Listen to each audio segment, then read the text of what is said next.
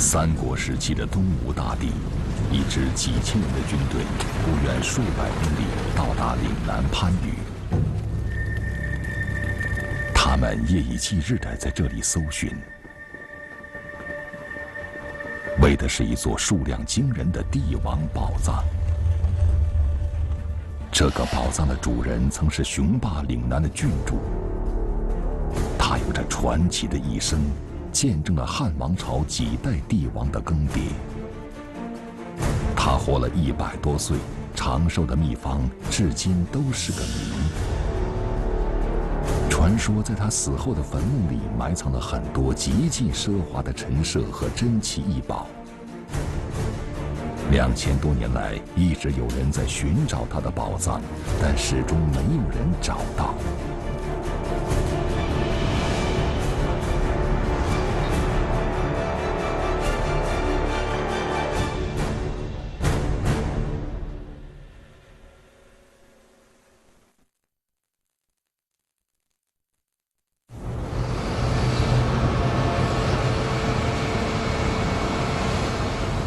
1983年6月8日，在广州象岗山施工了3年的推土机突然安静下来，因为政府基建部门要盖宿舍大楼，这座海拔50多米的石山已被削去了1/3。当施工人员平整这块地皮时，出现了一个不可思议的现象：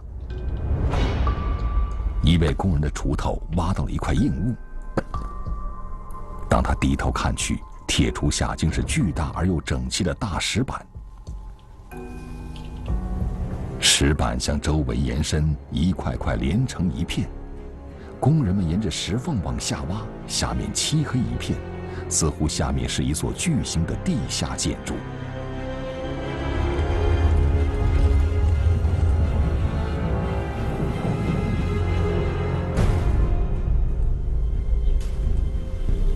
在场的人议论纷纷，他们猜测着石板下面的东西。有人怀疑下面可能是地主老财藏宝的地方，还有人怀疑下面是日本侵华期间的秘密军火库。好奇的工友准备用铁锹撬开。这时，负责此地基建工作的邓亲友走了过来，他俯身往这洞里一看，发现有一些影影绰绰的东西，顿时大吃一惊。他猜测这是一座古墓，于是叫停了施工，迅速将此事报告给当地的文管部门。7月9号，我们接到了当时那个邓新友的一个电话，说是我开挖基础的时候啊，就发现了一个大洞。我们过来看一下是不是文物，那个派过来。时任广州市文物管理委员会黄淼章、陈伟汉、钱锦祥收到消息后，急匆匆地赶到这里。我找到了这个科长，让他带我们去看。一看，我们3个人马上，这就是一个文物。在考古界，根据生土与熟土的不同分布，就能断定是否是墓葬。生土是自然形成的原生土壤，颜色均匀，结构细密。熟土是经过人类翻动过的土，颜色不均，质地疏松。黄淼章依据这样的标准推测，这就是一座古墓。但发现古墓呢，我们第一要务呢，就要找到古墓的墓边有多大。按照墓葬的发掘规程，首先寻找这个疑似墓葬的范围。但是我们一找这个墓边呢，东西一找7、8米没到边。一找到10来米才到边，我们就觉得很奇怪。再往南北又找，又是10来米才找到边。哎呦，当时我们就在想，这是谁的坟墓啊？那么大。这个在此之前呢，我们广州是没有发现过这样的那么大型的这种墓葬。石板是红砂岩砌成，一共有20多块，面积近100平方米。它深藏在象岗山腹之中，石板距山顶有18米，位置极其隐蔽。考古人员推测，拥有这座墓葬的主人一定是一位身份显赫、位高权重的人物。那么，这位墓主人是谁？在什么时期建造的呢？广州发现的用石头来砌墓室的，是明朝的。所以当时我们第一个印象就觉得，这种墓葬是明代的。汉代的墓葬多为木椁墓或砖石墓结构，到了明朝才有石室墓。因为广州的明代墓葬十之八九是用岩石砌成的，所以考古人员认定这最有可能是一座明墓。黄邈章为进一步了解这座墓葬的情况，他透过石板的缝隙往黑洞里看去。这时，一件似曾相识的器物让他疑惑起来。我趴在那，整个人趴在那里找，就看到一个铜鼎。哎，当时觉得这个铜鼎不是明代，汉代。我当时就心里就，这可能不是明墓。一件汉代的铜鼎引起黄邈章怀疑，难道说这不是一座明墓，而是一座汉代的墓葬？就站起来，跟那个陈伟还跟贤景祥说：“喂，看起来不像明墓，好像有汉代的东西在那里。”广州汉代没有发现过石室墓，所以就很纳闷一点，就说：“哎，这就很奇怪了。”就说他还笑，明明这个结构的是明墓啊。应该是明墓，明代也有人把汉代的东西放进去。依据建造墓葬的时间，晚建的墓葬有可能埋藏早期的器物。如果说明朝墓葬里发现汉朝的铜鼎，也属正常。当时我们第一个印象就是像是明墓，但是又想不出，就说他什么身份能够建造这种墓葬，所以很矛盾。广州古称番禺，曾是三朝始祖的古都。西汉时期，赵佗在此称帝，建立了南越国。南越国共存在93年，历经5代君主。明朝末年，京师顺天府失陷后，明朝宗室曾在此建立政权，然而好景不长，只维系了18年。无论是明朝还是汉朝，岭南属边陲之地，修筑如此巨大而考究的石墓的，应该是岭南的头号人物。而这座巨大墓葬到底是谁的呢？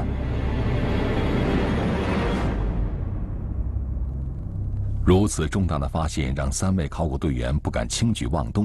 这时，他们打电话通知到广东著名的考古学家麦英豪，他曾参与过700多座墓葬的发掘工作，在岭南考古界是首屈一指的人物。正在省文化局开会的麦英豪迅速赶到，他掏出手电往里面一看，发现里面一堆凌乱的器物，其中一个大号的铜鼎和几件陶器格外显眼。麦英豪很快辨识出这些都是西汉早期的器物。他就把我们3个拉到旁边，他说：“这不是明墓，这是西汉早期的。”如果说这真的是一座西汉的墓葬，那么这个时期的广州谁会有这样规模的墓葬呢？此时的考古队员都静静地看着这座墓葬，思索着墓葬的主人，而在他们脑海里似乎都指向了同一个人。这就是消失了2000多年，将广东乃至岭南地区带入先进文明社会的南越王赵佗。他是秦始皇的贴身侍卫，被委以重任平定岭南。他身为一个小小的县令，却摇身一变成为国王。他身居虎口67年，却总能化险为夷。一个古国的兴衰史，5代国君的秘事，消失的古国南越国。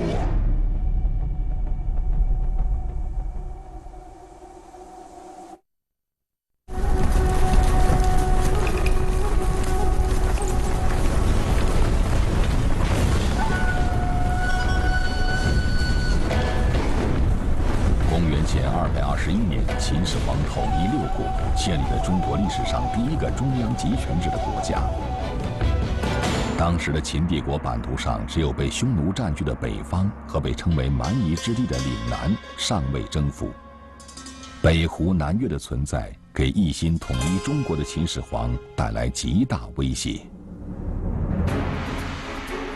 公元前219年，秦始皇决定出师岭南，任命太尉屠睢为主帅，率领50万大军，兵分5路平定岭南。而当时的副帅却是一个年仅21岁的青年，他就是赵佗。赵佗19岁便成为秦始皇的贴身侍卫，由于能力出众且带兵得力，年纪轻轻的他获得了南征的机会。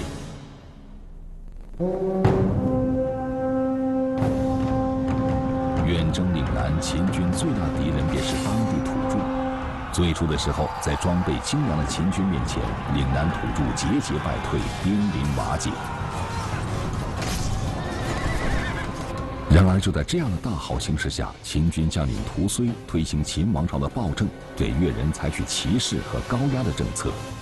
那个秦军犯了一个很大的错误，他打下来以后呢，乱杀人、抢东西、乱杀人，最后就把那个越族的首领也给杀了。屠睢杀死西欧族首领，引起南越人的极度愤怒，他们改变策略，与秦军对抗。岭南这里到处是森林，到处是河流啊，还有深山呐，就跑到山上去了。我打你不过啊，我跑藏起来，晚上出来了，骚扰你啊，游击战或者骚扰你，而且呢，搞到秦军狼狈不堪，就晚上他都不敢脱掉军服啊。在一次偷袭中，屠睢被刺客杀死。屠睢之死使得秦平南越的计划受到重创。而更为致命的问题是秦军的补给。当时秦军要运粮食过来，从那个中原翻山越岭弄来，很麻烦啊，补给很困难。当时秦军的给养都是从岭北通过陆路运往岭南，高高的五岭山脉成为秦军难以逾越的屏障。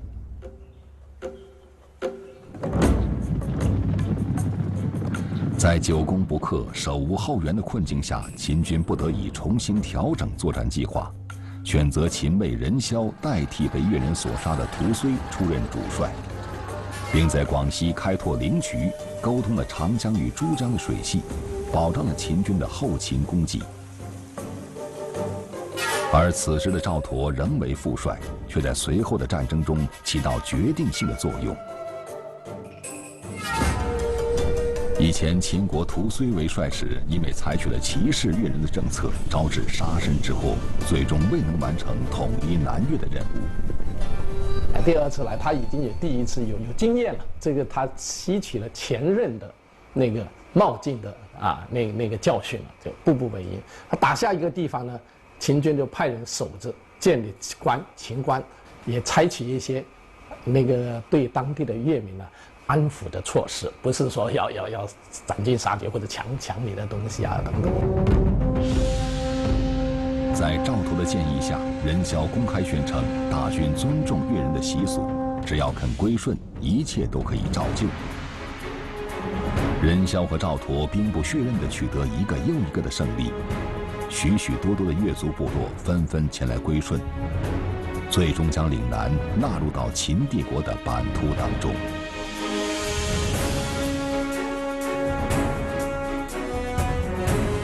公元前214年，秦军平定南越后，按照秦朝的郡县制，共设立了3郡，分别为南海郡、象郡、桂林郡，由南海尉任嚣总管3郡。岭南越族地区从此正式划归秦的政治版图。南海郡，一个是桂林郡，一个象郡。南海郡呢，就相当于我们现在广东的大部分，不是全部，大部分。桂林呢，就是现在的广西的大部分。象郡呢，就雷州半岛跟越南北部那一片地方，就设立象个郡。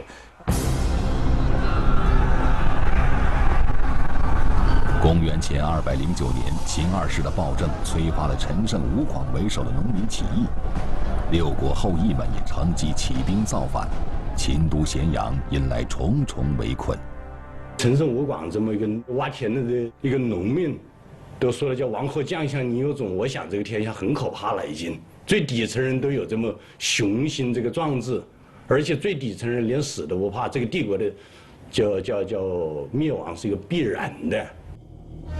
公元前206年，在各路起义军的围攻下，大秦王朝宣告灭亡。面对中原混乱的局面，任嚣选择了隔岸观火，画地自守。只可惜这番构想还未能付诸行动，就已经病重垂危。为了实现自己的构想，任嚣想到了一个人。因为这个人呢，必须呢有管理郡县的经验，而且呢他有战争的军事才能才行啊。在那种很复杂的历史情况下嘛，他就想起赵佗可以当这个重任。所以就在这时候，他紧急召见他的心腹和他的得力干将赵佗从龙泉过来。临死前，任嚣谎称接到皇帝诏书，任命赵佗为南海郡尉，将权力移交给赵佗。秦朝覆灭后，以身为南海郡尉的赵佗派兵封锁了所有通往中原的通道，举兵自守，牢牢控制了南海郡的局势。等这个稍微安定的时候呢，他就在这里，就公元前204年，在这里建立了南越国。中原还在楚汉相争，他在这里就建立了一个南越王国。赵佗立国之后，实行有利于岭南发展的河集百越的民族政策，并引进了先进的中原文化和生产技术，使南越国国力逐渐强盛。这位南越王朝的缔造者搜刮了许多奇珍异宝供自己享用，死后又带入陵墓。赵佗深恐将来陵墓会被人盗掘，甚至抛尸荒野，于是将自己的后事安排得非常缜密，将坟墓深藏于广州附近的山腹之中。一座石山被削平，却惊现一座古墓。在此之前呢，我们广州是没有发现过这样大型的汉墓。考古现场发现地印，一代国君浮出水面。这颗金印印为的是什么？这个印可能就是能够反映墓主的身份的了。他是秦始皇的贴身侍卫，被委以重任平定岭南。他身为一个小小的县令，却摇身一变成为国王。他身居虎口67年，却总能化险为夷。一个古国的兴衰史，5代国君的秘事，消失的古国南越国。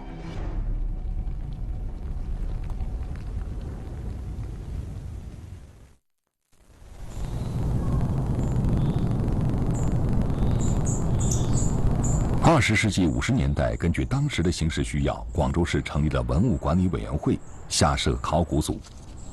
考古组从那时起就常年跋涉在广州市郊的青山绿水之间，苦苦寻找南越王赵佗的墓葬，但最终都毫无结果。新中国成立以后，我们成立了考古队嘛，我们成立了考古队，也把找南越王墓的珍宝作为我们考古队文物调查一个重点。但是我们犯了一个方向性的一个错误吧，也可以说，就是我们认为南越王墓是可能会离广州城区稍微远，就20-30公里或者稍微远一点的地方，那些山岗去找，结果没有找到。这座深埋象岗山腹之中的墓葬位置如此隐蔽，不得不让考古队员猜测，这极有可能就是南越王赵佗的墓葬。兴奋不已的考古人员争相观察这座墓葬，一位细心的考古队员透过石头缝还能看到一道墓室门，但这道墓门的状况很快又让他心灰意冷。看到一个惊人的景象，就是这个墓有2道石门，第1道石门打开，倒下来，里面的很多土泄进来，哎呀，当时他就说不好了，这个墓被盗。古代墓葬一般10墓9空，汉代距今已经有2000多年，墓葬被盗的可能性最大。本来是非常高兴的，发现个大墓，突然间看到那个趴在那里看到第一道石碑倒了，整个人好像跌进了冰窟窿，心凉了，真糟糕啊！盗墓贼又走到我们前面去了。并且根据文献记载，赵佗死后几百年就开始有人盗掘。吴国的开国皇帝孙权是中国著名的盗墓皇帝，被誉为古代帝王盗墓第一人。他亲自坐镇，在东吴全境掀起了一场声势浩大的盗墓运动，几乎所有的大墓巨冢都被他挖掘一空。南越王赵佗去世300多年后，孙权耳闻他的墓里陪葬了很多奇珍异宝，于是就派将军吕虞带上几千名士兵，千里迢迢跋山涉水来到广州。他们打着官方旗号，明火执仗，盗挖起了南越王墓。我们广州地区也是中国盗墓非常厉害的一个地区啊，洛阳的盗墓很厉害，长沙的盗墓很厉害，西安的盗墓很厉害，广州也是。广州那个我们在之前发现了很多汉代的、晋代的墓葬，大的，几乎都被盗。木椁墓被盗的那种几率比较小，因为它木椁是木头的嘛，它埋下去以后，那个木头腐朽了以后的话呢，它整个墓会塌下来。一塌下来以后的话呢，那就没有空间了里面，所以就比较少几率的被盗。但砖石墓的话呢，是大部分被盗过。象岗山墓葬是典型的石室墓，它是否已经被孙权盗过了呢？考古队员们都忧心忡忡。而在现场的考古学家麦英豪认为，即使被盗，也有可能留下一些陪葬的器物，或许有些器物对于确定墓主人的身份有所帮助。在这个时候，老麦说：“这样吧，我们还是要派人下去侦查一下。白天不行，白天太多人，工地很多人，晚上派人下面去看一下。”深夜，工人们都已经离开了这里，静静的象岗山工地只有麦英豪和几个考古队员。一场夜探古墓的行动即将开始。墓顶上是一块块巨大的石板，很显然，想要搬开石板是不可能的，只有从石板缝隙进入古墓。但这道缝隙只有30几厘米，想要钻进去并不容易。它这个三角形的，最宽的就是30厘米左右，反正瘦的就刚好就可以下去，太胖了下不去。这时，考古队里一个瘦小的队员站了出来，这个人就是考古队员黄淼章。他自告奋勇，准备独自进入墓葬。当时我也是特别瘦，那时候，后来就经过准备后呢，老麦就说：“孩子，怎么样？你下去吧，好不好？”厚厚的石板将墓室上下的历史隔开了2000多年，石板下的墓室阴沉黑暗，谁也不知道阴森森的墓室中到底藏着什么秘密。黄淼章下去之后会不会遭遇危险？那个史书的记载啊，那个秦始皇陵里面是有的，说放了一些炉，一下去盗墓人呢，如果小心碰到那个呢，就试出来，就是一叫鬼剑，又叫一触即发，一触它就会几个发出来。很快，考古队找来了竹竿、绳索、手电筒等等用具，把绳子捆绑在黄淼章的腰上，将竹竿慢慢到达墓室的底部。黄淼章一下去以后，大叫起来，不得了那种。一进来的时候呢，他发现这个味道很怪，一种很腐烂的味道，就一看呢就阴森的，给人阴森的感觉，有种毛骨悚然的感觉。黄淼章看到他脚下散落着青铜器和陶器，在头部的石壁上还发现很多卷云纹，它们的色彩艳丽，像是刚画上去的。随后，他拿着手电往前走，进入到墓室东侧的一间房子。我转到当时我们叫东耳室，过道，我看到过道，过道我就转进去，一转进过道就看到东耳室里面去了，一转到东耳室，整个人就愣在那里。东耳室是用于存放乐器的地方，在这里，黄邈章惊喜地发现地面上整整齐齐地摆放着一些编钟和编磬，其数量有20多组。这在广州历史上还是首次发现，而这些器物的发现也证明了这位墓主人身份显赫。在中国古代，编钟是上层社会专用的乐器，是等级和权力的象征。编钟编磬的发现，证明此墓葬的主人必定是一个王侯级的人。再往里面一看，一批铜器摆在那里。大铜提铜，还有一套另外一套编钟，还有铜方，铜壶，都很好的摆在那里。看完东耳室，黄邈章又发现与东耳室相对的还有一个房间，这是墓葬的西耳室。在这里，他看见2具殉人和一些陶具。看到这里，黄邈章异常兴奋，他知道这座大墓还没有被盗。从我的经验来看，这个墓没被盗，保存非常完好，而且呢，千载难逢。南越王赵佗墓葬隐蔽之深为后人众所周知，这座保存完好的墓很可能就是赵佗的墓葬。赵佗以老谋深算著称，在世时就对自己100年之后的身后事已经有了打算。他让自己的心腹重臣丞相吕嘉挑选一批得力人马，在南越国都城郊外的广袤地带秘密开凿了遗冢几十处，再从中选择一个地方作为自己的埋葬。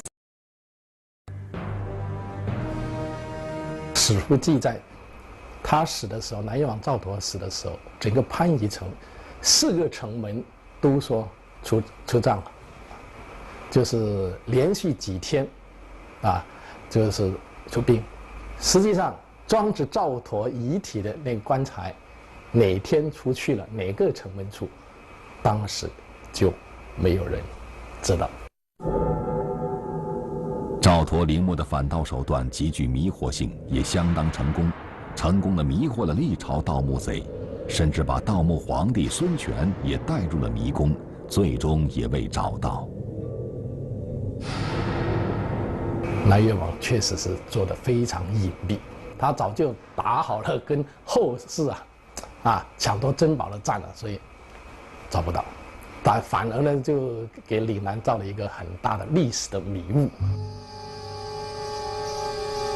象岗山古墓埋藏如此隐蔽，它是否就是2000多年来被无数盗墓贼苦苦追寻的南越王赵佗的墓葬呢？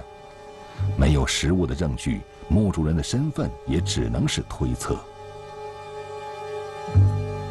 黄邈章从墓室出来的时候，小心翼翼地从东耳室取了一个铜编钟，从西耳室的过道口取了一个陶罐盖子，又从前室拿了一件大玉璧。编钟里面拿了一件，还有拿了一个玉璧，玉璧也是显示他的身份的。还有呢，就找了一个比较典型的陶器。陶器用以缎带，玉璧又是典型的王者陪葬品。就凭这几件东西，经验丰富的老专家麦英豪就可以断定，这是西汉时期的一个王墓。可西汉时期的广州唯独只有南越王，历代记载南越王共存5世。那么这5位南越王究竟是哪一个呢？是否就是人们期待的南越王赵佗呢？这座从未被挖掘过的古墓是研究南越国历史的重要依据。时任广东省博物馆馆长的麦英豪亲自飞赴北京汇报，申请挖掘。在经过国家文物局以及国家领导的批准下，考古挖掘证照顺利拿到。这已经是最高规格了，再也找不到比它更高规格的了。一般国家文物局批了就可以，但是我们这个还弄到国务院去了。国务院的2个副总理批准发掘，成立香港汉墓考古队了，进行发掘。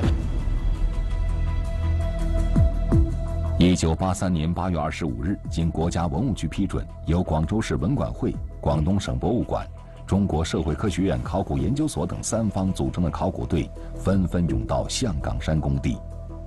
一个震惊中国考古界的大发现正式开始发掘。按发掘的程序，首先将整个墓道发掘出来。这是一个长方形的斜坡墓道，长10.46米，宽2.5米。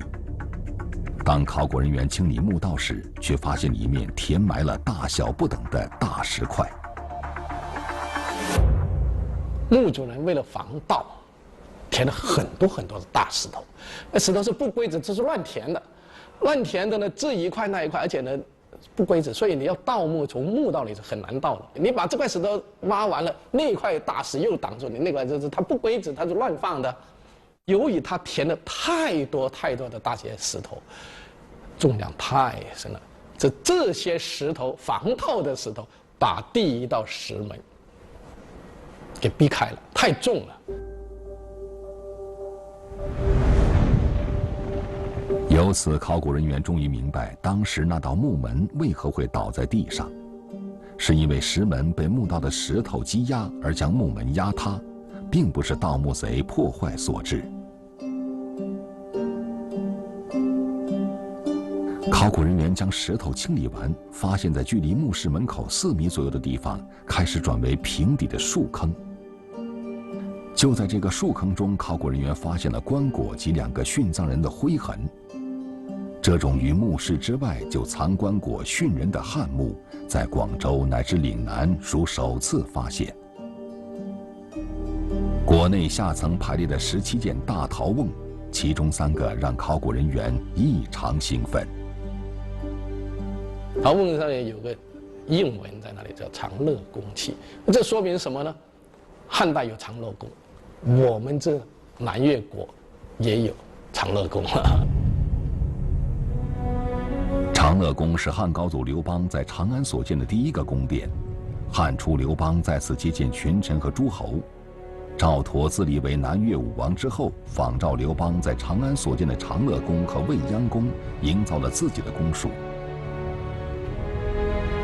那些印有“万岁未央长乐宫器”字样的陶器，表明南越国宫室外观同治京师。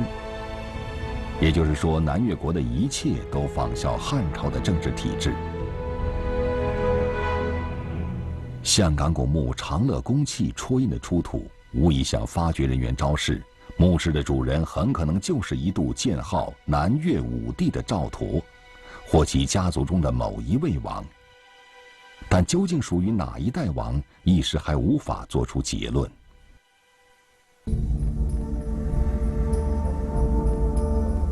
史料记载，赵佗活了103岁，因为他活得太久了，以至于他的儿子都死了，留下的王位只好由其孙子赵胡来继承。赵胡继位后，史称南越文帝。赵胡是第2代南越国王，在位仅10几年，公元前122年病逝。那么象岗山发现的古墓会不会是赵胡的呢？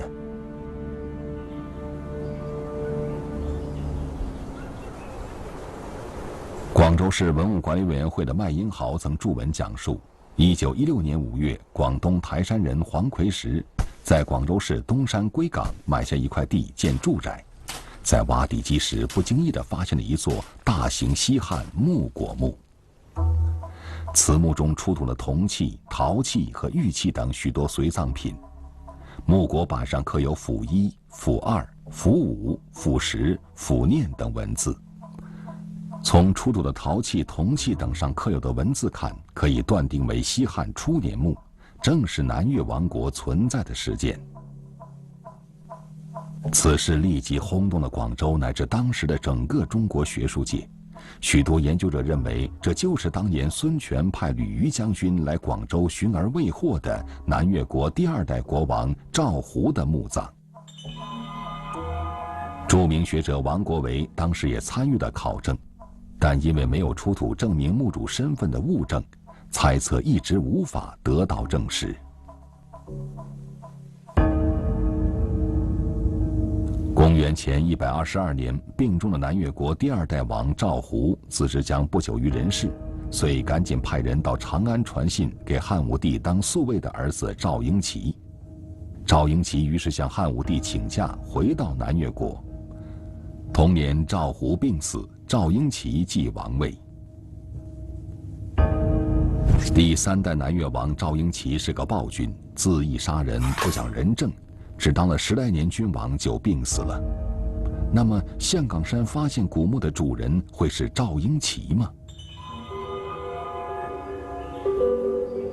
？1983年5月，象岗山发现古墓的前1个月，考古队在广州市西村一个名叫凤凰岗的山岗就发掘过一座南越国的贵族大墓，很多人推测那就是赵婴齐的墓葬。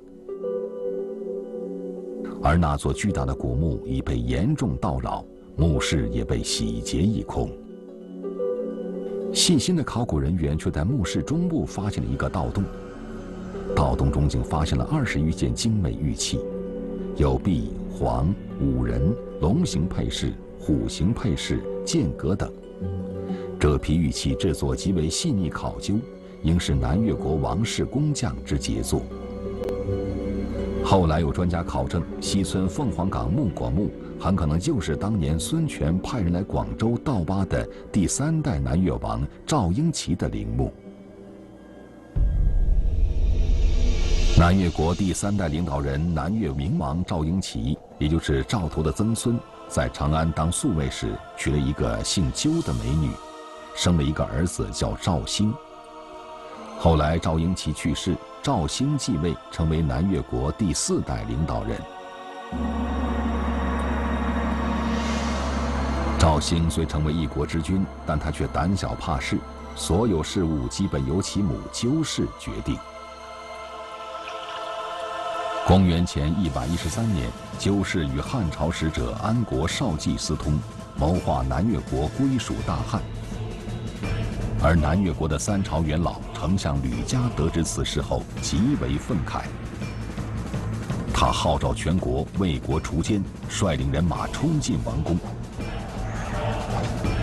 杀死鸠太后、安国少季以及国王赵兴，并拥立赵婴齐的另一个儿子赵建德为第5代南越王。汉武帝震怒，一面下令厚葬鸠太后母子，一面派出5路大军直扑南越，只用了1年多就擒杀了吕嘉，还顺便把南越一带的其他势力全部收复。至此，一度雄霸中国南方的南越国消失在历史的长河中。他历时93年，经历5代国王。那么，象岗山发现的墓葬必定是其中一位国王的。那么，他究竟是哪位国王的呢？一座石山被削平，却惊现一座古墓。在此之前呢，我们广州是没有发现过这样大型的汉墓。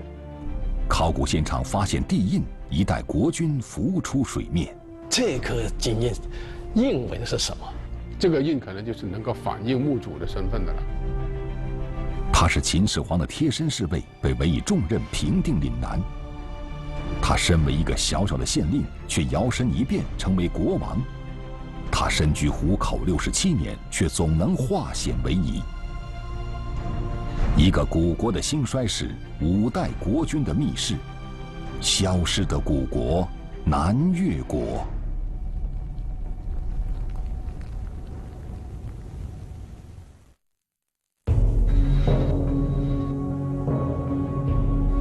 1913年，在广州东山归港发现疑似第2代南越王赵胡的墓葬。1983年5月，在广州凤凰岗发现了第3代南越王赵婴齐的墓葬。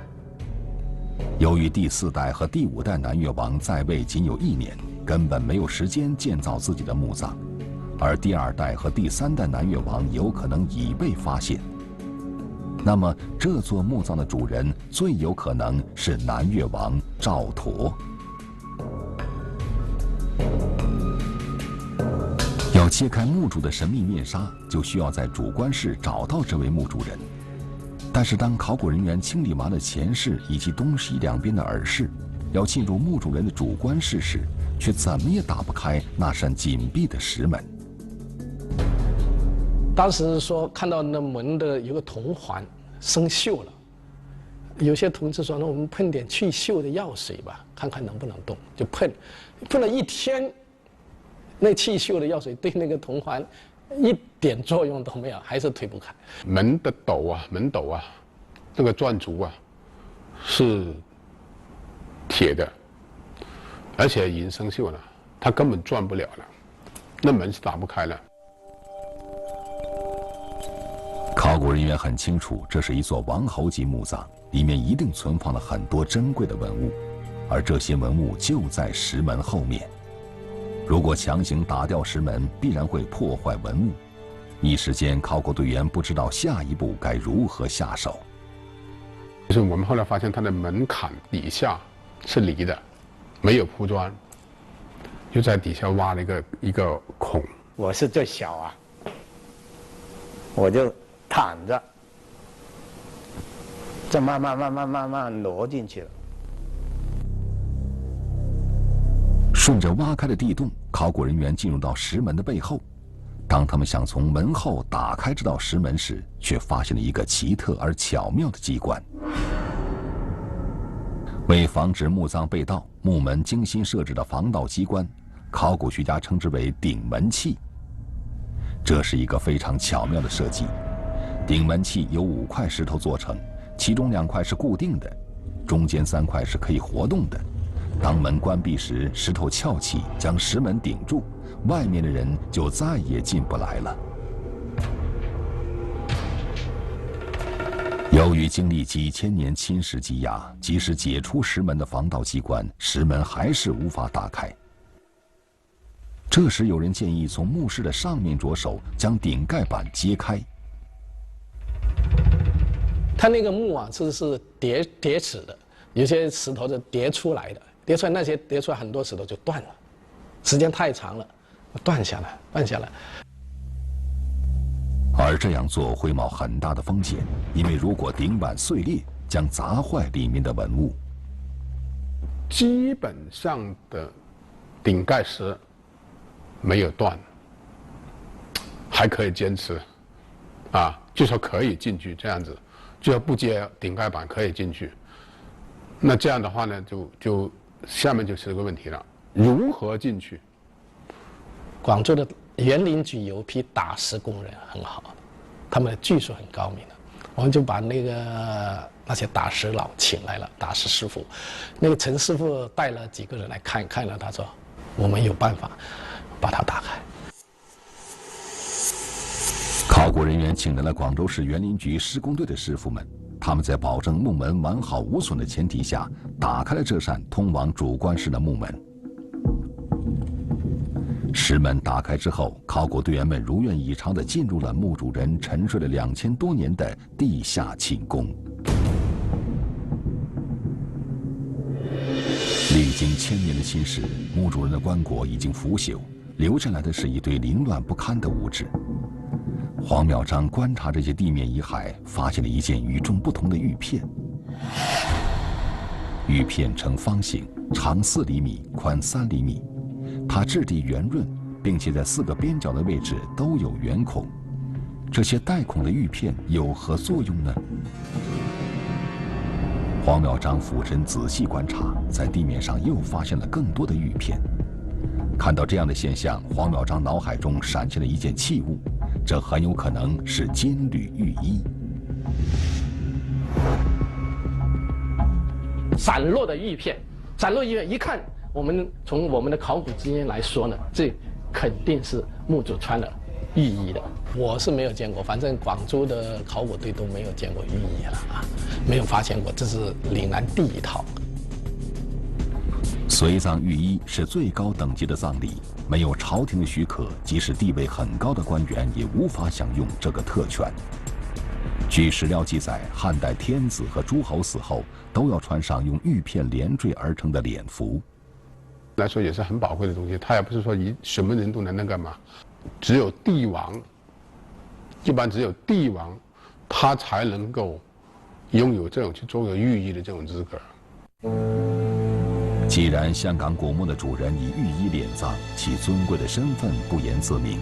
除了南越王，谁会有这样的气派？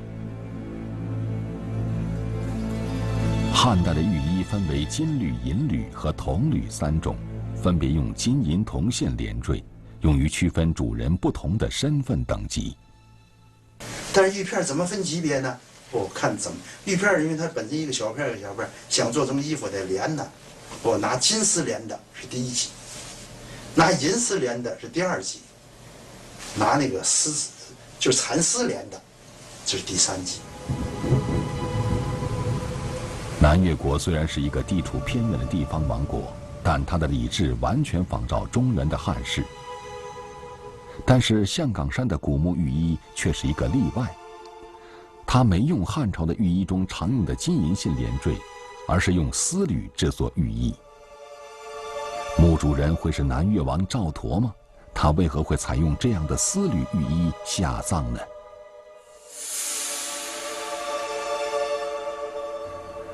考古人员在随后的发掘中发现，墓主头部放置精巧的金钩玉饰物，在玉衣的面罩上还放有透雕龙纹玉璧、透雕龙凤纹重环玉佩，棺椁内还放置了许多精美的玉器。当考古人员清理这些玉器时，一个重大的发现吸引了现场所有的考古人员，这是确定墓主身份的直接证据。就在墓主那个发现了一个玉印，主尸那里啊，主棺石那里发现一个玉印，玉印就是写着赵墨2个字。诸多历史文献记载，南越国共存5世，第1代王南越武帝赵佗，第2代文帝赵胡，第3代是赵婴齐，第4代赵兴，第5代赵建德。这5代王中没有一个叫赵墨的。那么，这个赵墨究竟是谁呢？